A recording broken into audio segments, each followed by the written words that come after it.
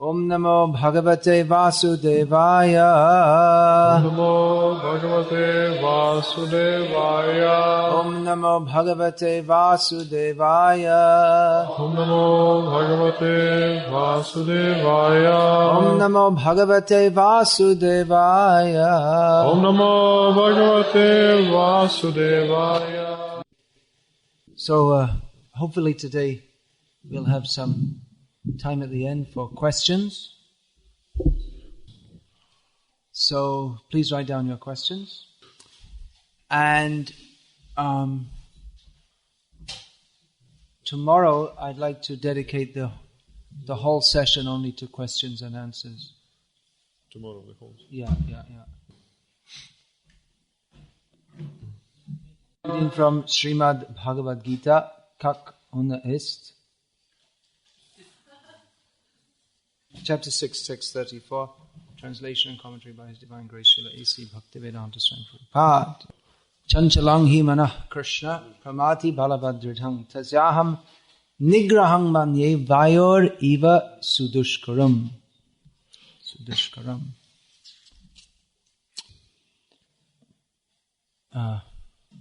Please read the verse translation again.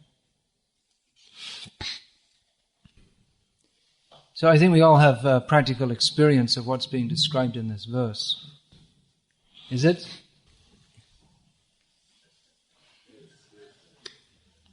It's not even really necessary to ask, because it's the very nature of a conditioned soul to have a wild mind. And we hear, especially in this 6th chapter of Bhagavad Gita, Lord Krishna talking about how yogis control the mind. And we hear of how the yogis, they undergo great, very difficult, prolonged austerities to control the mind. And even then, they're often not successful. The example is commonly given of Vishwamitra Muni. 60,000 years he meditated. We can't even imagine that's such a long time. And then ding, ding, ding, ding, ding, and finished. We may wonder then, what hope is there for us? Traditionally the yogis, they cut themselves off from all sense objects. Practically they don't even eat, hardly. And they control the breathing, so there's not even any sense gratification in their breathing. And gradually, very slowly, by starving the senses, they try to bring the mind under control. So what hope is there for us? No hope. We have no hope whatsoever to control the mind. I better qualify that statement. Qualify, I get that modify, but it's not actually modify. It means to put it into context. It's not really modify. Anyway, we have no hope to control the mind by the mechanical yoga system. Our only hope is to get the mercy of Krishna by following the process of Bhakti Yoga. Now, here in the purport, Srila Prabhupada writes about how we can control the mind by humbly chanting the Hare Krishna Mahamantra. And he quotes a line from the Srimad Bhagavatam that he quotes many times. Savai manah Krishna padara vindayoho. Who knows the translation of this? Anyone? Prabhupada quotes this often. It's very important. This means that he fixed his mind at the lotus feet of Krishna. At the lotus feet. This refers to Ambarish Maharaj. It describes how he performed all the different activities of devotional service. Savayamana Krishna Padara Vindayo Vachansi Vaikunta Gunanavarnane Karo Harer Mandira Marjanadishu. There's a description. All the processes are given. How he fixed his mind on the lotus feet of Krishna. He engaged his speaking propensity to glorify the qualities of the Supreme Lord. He used his hands to clean the temple of the Lord. And like this it's described. But the first thing is he fixed his mind on the lotus feet of Krishna. So that's what we're supposed to do. Now Prabhupada is offering this process to fix the mind. He's suggesting this process to fix the mind at the lotus feet of Krishna as the cure for the uncontrolled mind. But then we may say that, well, I can't fix my mind on Krishna because my mind is uncontrolled. Do you see the dilemma? That Prabhupada is instructing, the mind is uncontrolled. Okay, fix it on the lotus feet of Krishna. I can't fix my mind on Krishna because my mind isn't controlled. So what can we understand from this? This is what I understand. That at least the intention should be there to fix the mind on the lotus feet of Krishna. Our life's purpose should be to be Krishna conscious. We should very clearly fix in our mind the goal of being Krishna conscious. Krishna. So that, if we have this fixed goal, then despite the madness of the mind, we can always come back and focus on this goal. But we have to very clearly focus on the goal of being fully Krishna conscious. Now practically, this is the meaning of initiation. Prabhupada once said that initiation is a formality. And sometimes devotees misunderstand this to mean that initiation is not important. But what Prabhupada means by saying that initiation is a formality means that the ceremony of initiation formalizes the determination which is already taken place before the ceremony. At the initiation ceremony, one promises not to eat meat, eat non-vegetarian food, not to take intoxication, not to have illicit sex, and not to gamble. So one recites these principles, I will follow these principles, as a formality means he's already decided to do it. He doesn't decide at the ceremony, okay, I won't eat meat from now on. But before that, he's already decided. So in that sense, the ceremony of initiation is a formality because the actual intention to surrender to Krishna, which is the essence of initiation, has already taken place before the ceremony. So that is actually from the disciple's side, that is the essence of his intention, that I will surrender to Krishna through the via medium of the spiritual master. So there is a commitment. The commitment is actually not. The commitment is to the activities of chanting a minimum 16 rounds and following the 4 regulated principles. But over and above that, the real commitment is to fully surrender to Krishna and to become fully Krishna conscious. Ученик принимает решение полностью вручить себя Кришне, посвятить себя. That's why at the time of initiation there's also a discussion of the offenses against the holy name. Because if one is chanting offensively, one cannot attain pure devotional service. And the real meaning of initiation is entrance into the process by which one can attain pure devotional service. So if the commitment is there to be Krishna conscious, then it becomes actually very easy to advance on the path of Krishna consciousness. Here in this chapter of the Gita, Krishna gives some practical advice on how to control the mind.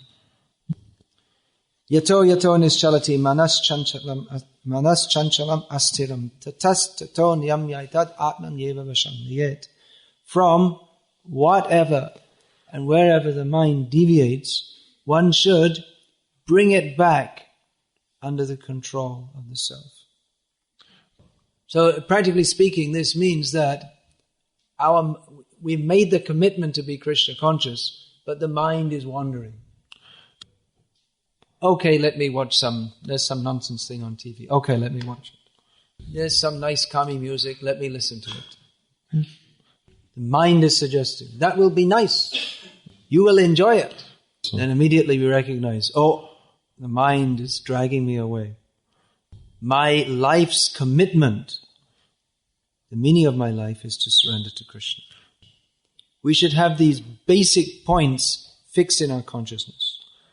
That I can never be happy without surrendering to Krishna. That indulgence in the demands of the mind will simply bring us misery, even though it promises happiness. So, when the mind starts to go wandering off, we immediately remember these basic points and bring the mind back to the point of Krishna consciousness. Now, Prabhupada in this purport specifically mentions chanting with humility.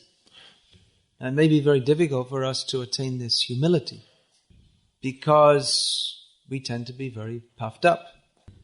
And often devotees ask me, well, how can I be humble? How can I overcome pride? In reply, I usually pose another question. What are you proud about? If we examine, there's nothing really to be proud about. We're all very ordinary persons. Even if we had a very big... someone, I guess, like Putin or Bush, they have something to be proud about. They're prominent people in the world. But then if you consider, what is this world anyway? It's a tiny little speck of... It's like a grain within the universe, this one planet. And for a few seconds, in relatively speaking, for a few seconds in time, one gets elevated to the position of supposedly in charge of a tract of land, which is just like a grain of sand. So even to have a big position like that, President of the USA or Prime Minister of the Duma of Russia, it's even that. To us it seems very big, but in terms of Lord Brahma, he can, for him it's just one, watching us flash from one body to another. But Maya is such that we become proud, even with no reason. If we become a little better than someone else in anything, we become proud of that. If I can play the mridanga a little bit better than other people around me, I think, well, I'm so great. If I have a little more money than others, I consider myself superior to them. If I'm a little more intelligent than others, I consider myself vastly superior to them. But this is all, whichever way we view it, this is all foolishness. For instance, we may be a little bit better than playing the mridanga than some other people, but then there are going to be so many others who are so much better than us. Or we may be somewhat more intelligent than other persons, but then other persons are much more intelligent than us. We may find, just like in some small provincial town, the richest people in town, they're known and respected by others. But if they go to Moscow, then the high society there will just consider them country bumpkins of no importance whatsoever. Or we may think we're very intelligent, but there's always someone more intelligent than us.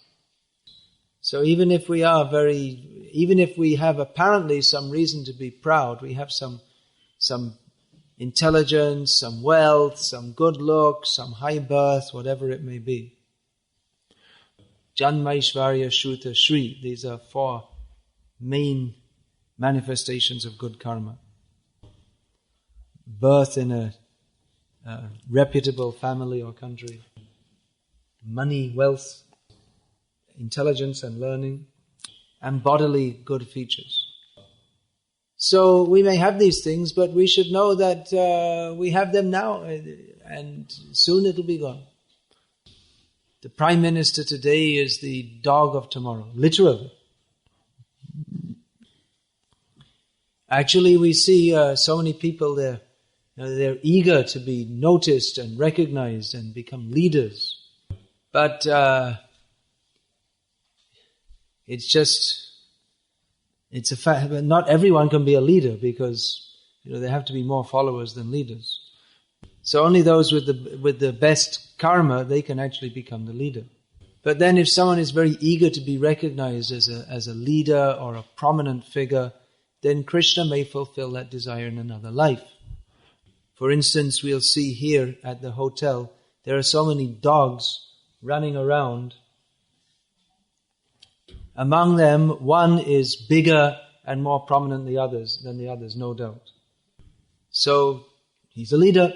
Krishna's fulfilling his desire. He didn't become the leader of the Duma, but he became the leader of the dogs at the local hotel. And as far as he's concerned, this is the most exalted position there could possibly be. So understanding all these points with our intelligence, we should understand that pride is completely ridiculous. It is a total obstacle to our advancement in Krishna consciousness. It's totally antithetical to Krishna consciousness. Krishna consciousness means the humility to accept that I am not the controller, I am a servant constitutionally. Actually, what we call humility, it's more a recognition of reality. If someone considers, well, I am a servant, that is not so much humility as just a recognition of reality. But we consider it humility because we are all in the perverted consciousness of being false masters. So today we've had a little psychological analysis based on the teachings of Bhagavad Gita as it is. This is the best psychological analysis because it teaches us to control our minds and direct them to Krishna. We see in the modern age, many people are psychologically disturbed. Actually, everyone in the material world is psychologically disturbed. But when it becomes more intense, then we call that neurosis or psychosis. But actually, every living being is suffering. Every conditioned living being. What is that suffering? Suffering is a state of mind. We find some people, they have all material facilities and they're completely miserable. It means they're suffering. In California, we'll find so many people who are wealthy, good-looking, intelligent, and actually completely miserable. And then we'll find many people who have, they have no, very little material facility, very little going for them, as the saying goes.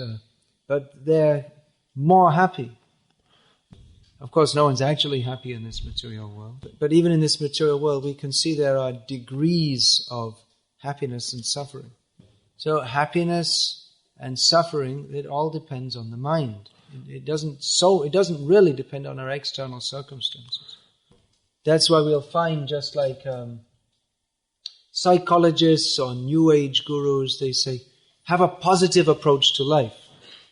Look on the bright side. Do you say that in Russian? Look on the bright side? Something like that. There was a song in Britain which someone made called Look on the Bright Side, which became very popular. Kind of sarcastic joke because the British people were thinking there isn't any bright side. Everything's miserable. So the psychologists, they're encouraging us, yes, you should look on the bright side, the positive side of life. But realistically speaking, what is there to be happy about in this material world? We should actually be very pessimistic about the hope of happiness in the material world. But very, very positively convinced that Krishna consciousness is reality. This is the bright side. That we have to engage ourselves in Krishna's service. This is our only positive prospect. So many of you are going back to various places in Russia and neighboring countries where a lot of the time you won't have much association. In your town where you live, in wherever it may be, in Siberia or Belarus or Ukraine or Moscow region or wherever it may be. It's not that every morning you're going to be in a big kirtan with 10 sannyasis dancing. You're not going to have this association throughout the year. We're going to have the association, our main association a lot of the time is the famous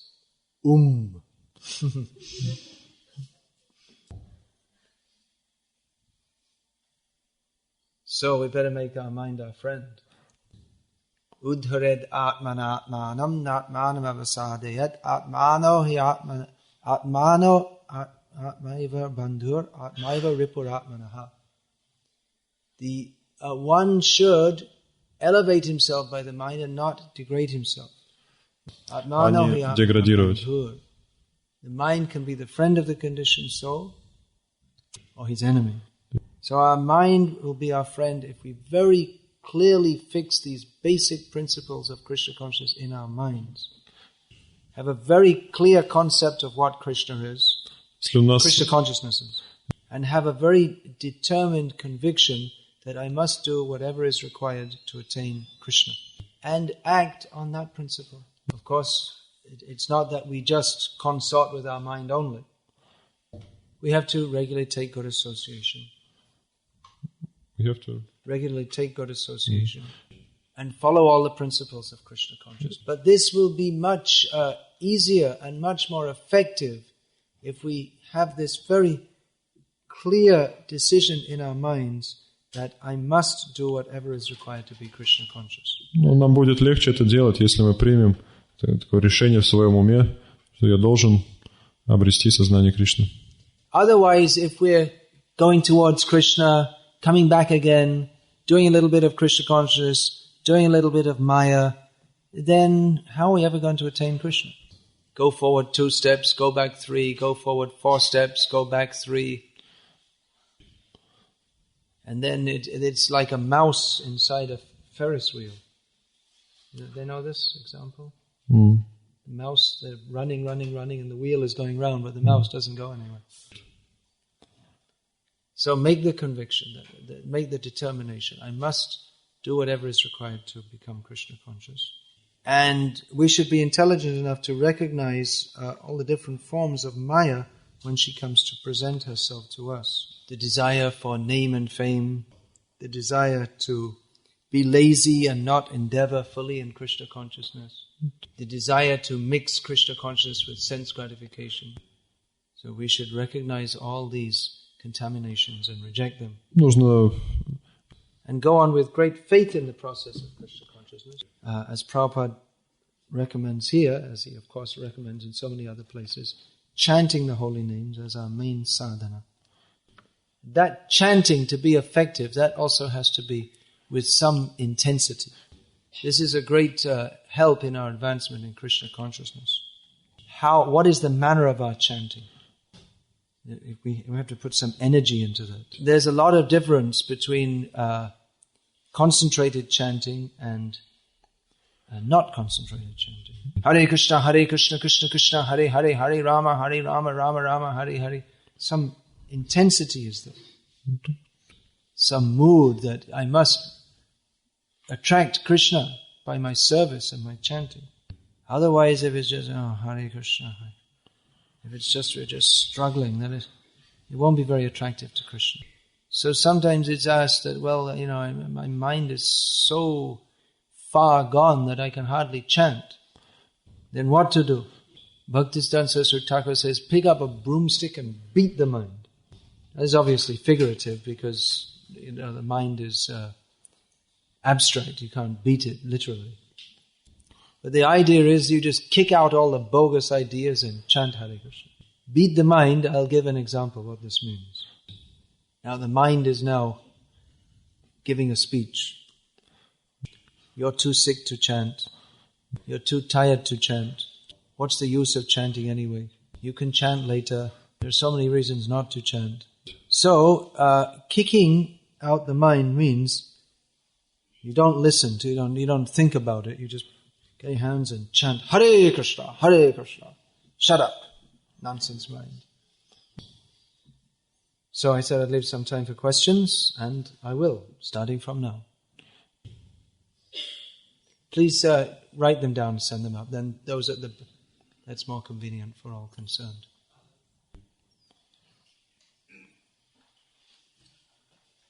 All right, we'll take one verbally while we're waiting for the written ones. Yeah, please. What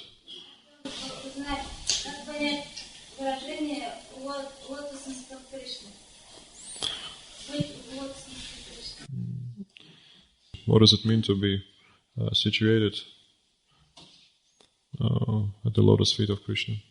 How to understand this? This means to be situated in his service. it's figurative. That considering our position to be subordinate to him. It's a matter of attitude. So any more questions we can take written down, please. Either today or tomorrow.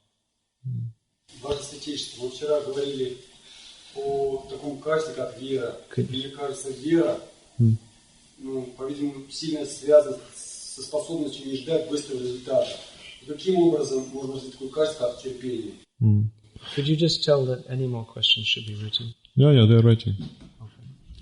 Okay. So you can just we can take this one now. You spoke much about faith, but faith means that we have to be patient as regards of getting the result. So how to develop this patience? Yeah. You can translate the question. They all heard it. I mean, you can re-say it in Russian. Yeah. Well, actually, the whole class yesterday was on that topic. So this is a progressive series of lectures. It's a progressive series of lectures. I mean, it's somewhat systematic. So please refer to yesterday's lecture. Refer to this? Yeah, you can listen to it again or whatever. Okay, let's go on to the written questions then. In general, disciples treat their spiritual master as first dog treats his master, second servant treats his master, and third children treat their father. I would like what's the best type of relationship, and what does spiritual master value more out of these three kinds of relationship?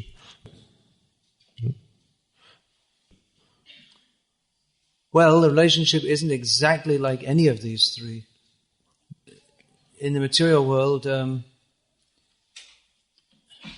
dog or a child, or a servant, they expect something from their guardian. They expect some material gain. They serve for some material gain. So one serves, the general term used is servant. One serves the spiritual master with the expectation of a spiritual reward. Prabhupada always translated this word guru as spiritual master, not simply master, but spiritual master. Srila Vishwanath Chakravarti Thakur has, in his commentary on the verse Vyavasaya Atmika Buddhihi, he has commented on the attitude of the bona fide disciple, that one should simply desire to fulfill the order of the spiritual master, whether one has material happiness or material distress, not even caring for liberation. That order should be the very principle of his life.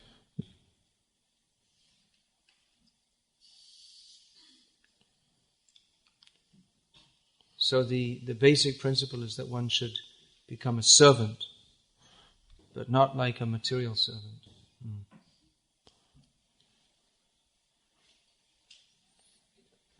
You mentioned that the purpose of life is to surrender to Krishna. How to do it? What does it mean?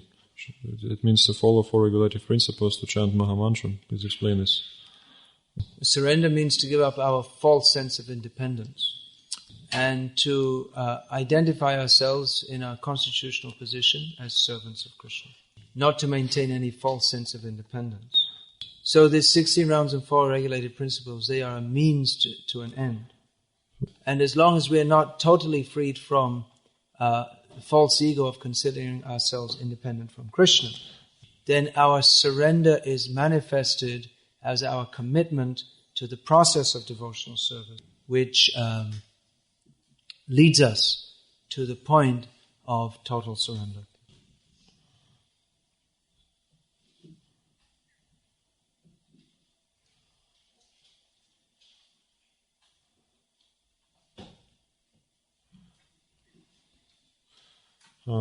So many questions. Can we apply in the very beginning mechanical method of controlling the mind, that is Hatha Yoga, along with chanting of mantra, Mahamantra? exactly to employ the Hatha Yoga system won't be very successful, because it's a very complex process. What is complex? The Hatha Yoga process. How to sit properly, how to breathe properly, it's very difficult actually. But it's not, chanting Hare Krishna is the essential process, but that is aided by other processes of hearing, associating with devotees, and so on. Hearing, associating with devotees, and Abshat. so on. And to some extent, what we're doing may be called mechanical. Just like we not exactly mechanical, but it's not. Let's see. Now it's not that we have pure taste for the holy name. So we also use some mental process to control the mind, to help control the mind. The process of discrimination. For instance, our mind becomes attracted to something which is not beneficial for our progress, and then we just kick it out by discriminating and understanding this is not good. So there are many useful points in this chapter, 6th chapter of Bhagavad Gita, for helping us in advancement in Krishna consciousness.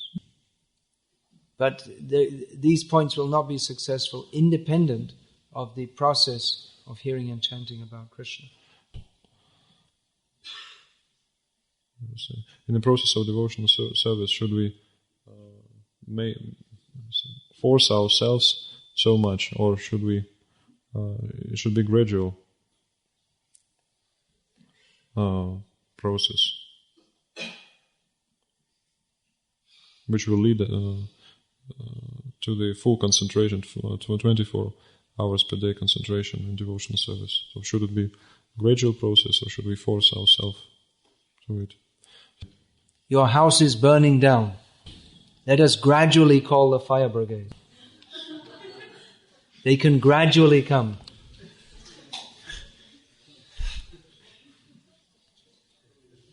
How gradual do you want it to be? We're all going to die soon. Just like someone comes and says, oh, it's their birthday today. How old are you? 22. You're 22 years dead. There's no guarantee you're going to have another 22 years in that body. There's no guarantee you're going to have another 22 seconds. There's very unlikely you're going to have another 100 years in that body. We don't have much time. So don't be too gradual.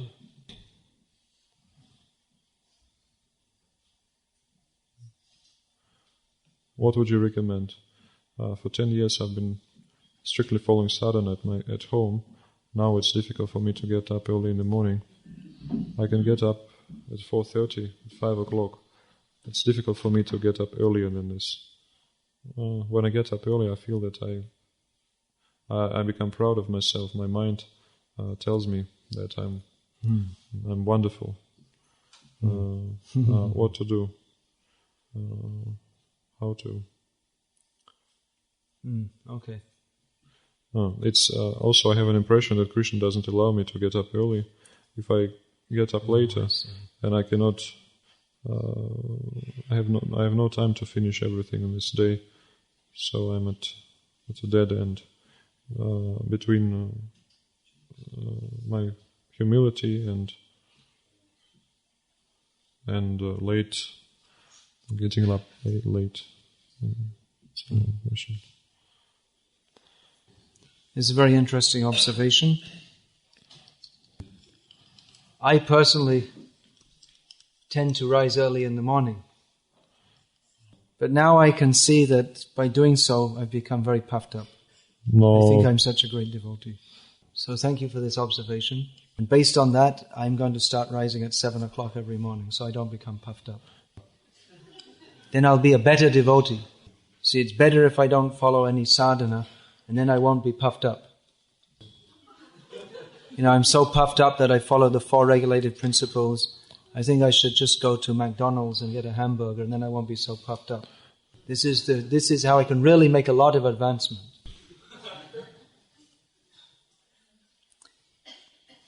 No, this basic sadhana is essential. By following it, it may be that other anarthas may come up. But when they come, then we have to tackle them. But if we don't follow the basic process of sadhana, then we'll just remain at a very low level. And the humility of, I'm a worm in stool, that is not a very useful humility. So, and the answer, well, Krishna doesn't want me to rise late. Well, that's not a good thing to say. Doesn't want me to rise early. Yeah, sorry. It's not my fault I'm not Krishna conscious, it's Krishna's fault. This is a very dangerous attitude.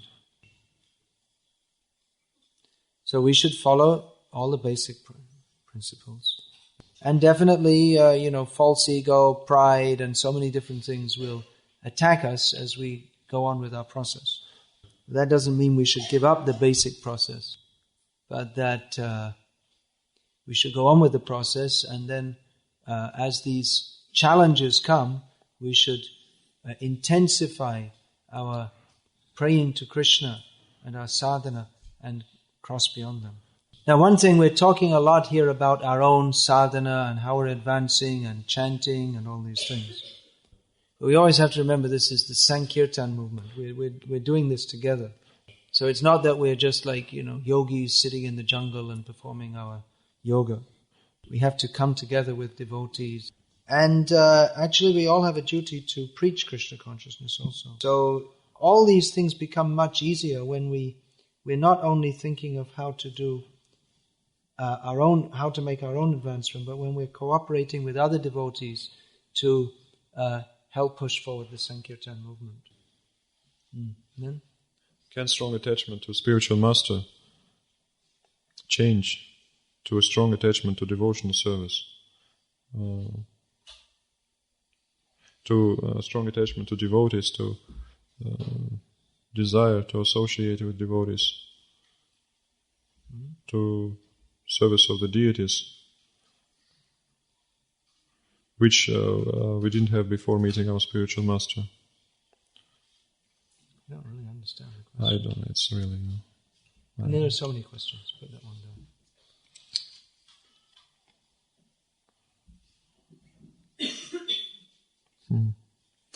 What to do if we have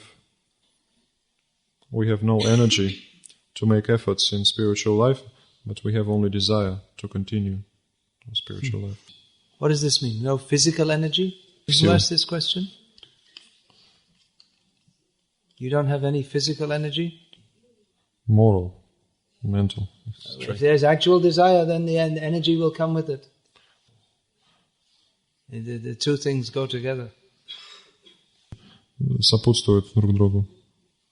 It's like, say, you might ask a rich man, please give a donation. You say, well, I really like to, but, I can't. And he says? Sometimes people, you ask them for a donation, they say, well, I'd like to, but I really can't. If they'd really like to, then they would.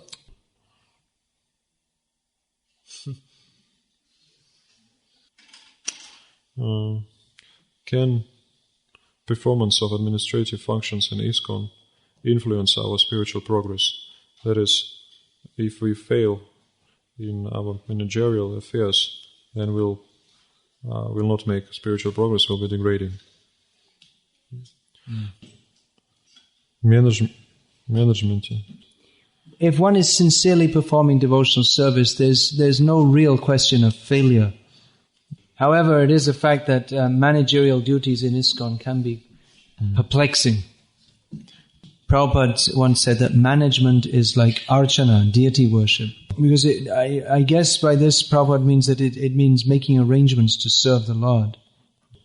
But it is true that it's a difficult, usually for most devotees it seems to be a very difficult service. And those of us who would be critical of managers should also remember that it's not an easy service.